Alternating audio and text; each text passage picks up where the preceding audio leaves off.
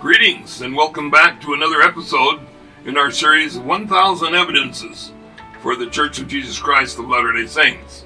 This one, number 229, is part 3 in our series about Paul's gospel, or rather Paul's teachings about the gospel of Jesus Christ. As stated in our last 2 episodes, in many discussions with critics of the church over the years, they try to claim that the LDS Church is false because it teaches another gospel, they say, that had not been taught by Paul. They do this by quoting Galatians 1, as we've said before, which warns that if anyone preaches any other gospel than that which he had preached, that they should be accursed. In our last 2 episodes, we found that the LDS Church is following Paul's description of the gospel much more closely than the evangelical sects of the critics.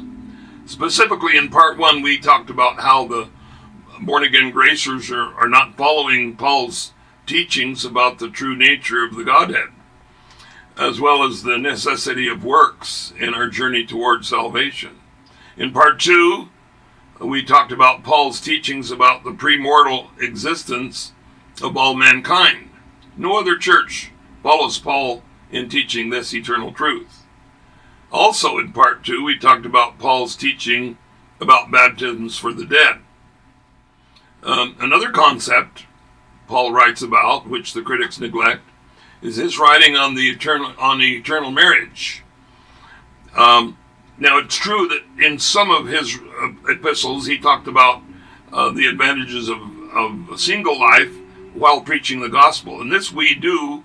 Our missionaries go out into the world unmarried, and this is what he advocated. If you're going to be a missionary like he was, it's best not to be married. But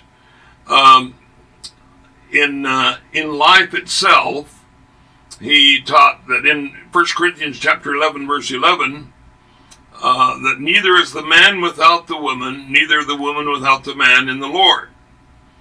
In the Lord obviously means in the presence of the Lord, or in the kingdom of the Lord, or in the eyes of the Lord.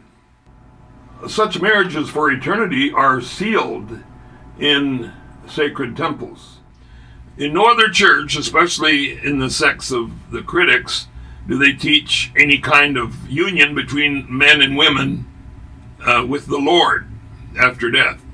In fact, the critics pervert the whole teaching by claiming that there's no gender in the heavens. No doubt they are misunderstanding Paul's explanation that God does not favor males over females or vice versa. Again, our critics are misrepresenting the gospel of Paul. They not only do not teach all of what he taught, they teach other concepts which Paul did not write about, as we've said before. This leads to another principle that Paul taught, was that there would be temples on earth in the end times before the Lord's second coming. More specifically, Paul refers to the temple of God. You can read about that in 2 Thessalonians chapter 2, verses 1 through 4. Critics of the church not only do not build temples, they criticize the Latter-day Saints for doing so. This clearly demonstrates that they have defied Paul's teachings that are under Paul's warnings of a curse. I solemnly say to those of you who have been guilty of such criticisms to repent and to turn to the Lord and cry out for forgiveness. Thanks for watching, and remember, call, don't fall. Call on the true God of the Bible, who is offering us the true, complete, and plain gospel, not fictional assumptions of helter-skelter notions.